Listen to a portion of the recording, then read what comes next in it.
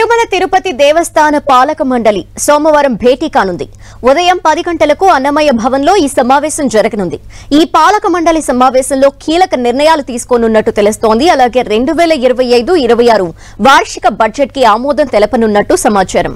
CM Chandrababu సూచనతో శ్రీవారి ఆలయాల నిర్మాణానికి నూతన ట్రస్ట్ ఏర్పాటు అంశంపై చర్చించనున్నట్టు తెలుస్తోంది.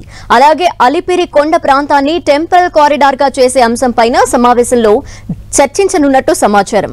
ఇక వీటితో పాటే టీటీడీలో అన్యమత ఉద్యోగుల తరలింపు, శ్రీవారి ఆస్తుల పరిరక్షణ తదితర అంశాలపై కూడా చర్చించనున్నారు.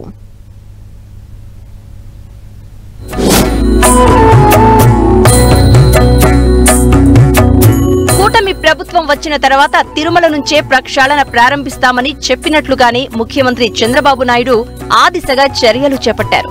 భక్తుల అభిప్రాయాలకే పెద్దపీట వేస్తూ ముందుకు వెళ్లేలా తిరుమల తిరుపతి దేవస్థానానికి ఆదేశాలు జారీ చేస్తున్నారు.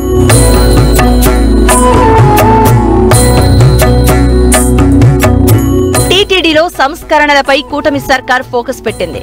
శ్రీవారి లడ్డూ నాణ్యత పెంపుతో ప్రక్షాళన ప్రారంభించిన కూటమి ప్రభుత్వం ఒక్కొక్క విభాగంలో మార్పులు చేసుకుంటూ ముందుకు వెళ్తుంది.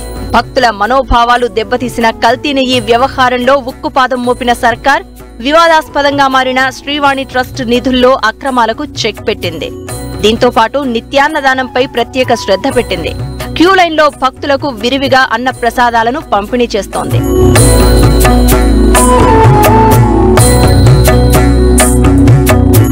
మరోవైపు టీటీడీలో అన్యమత ఉద్యోగుల బదిలీ చర్యలకు ఉపక్రమించింది. అటు శేషాచల కొండలకు సమీపంలో కేటాయించిన ముంతాజ్ హోటల్ నిర్మాణ అనుమతులను రద్దు చేసింది. ఇక నుంచి తిరుమల కొండలకు సమీపంలో ప్రైవేటు నిర్మాణాలకు అనుమతి ఇవ్వబోమని సీఎం చంద్రబాబు స్పష్టం చేశారు.